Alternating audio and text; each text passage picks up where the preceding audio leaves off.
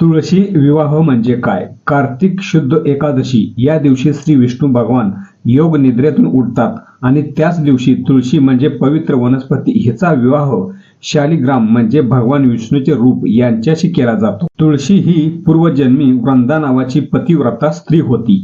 तिचा पती असुरराज जळंधर हा विष्णूच्या भक्तीतून अतिशय पराक्रमी झाला होता. विष्णूने देवतांचे रक्षण करण्यासाठी वृद्धेचा प्रतिव्रत धर्म खंडित केला. त्यामुळे जळंधर मारला गेला. वृद्धेच्या शापामुळे विष्णू शालिग्राम झाले आणि वृंदा तुळशी वनस्पती बनली. नंतर विष्णूने तिच्याशी विवाह केला. म्हणूनच दरवर्षी तुळशी विवाह साजरा केला जातो. तुळशी विवाहाने घरातील नकारात्मकता दूर होते.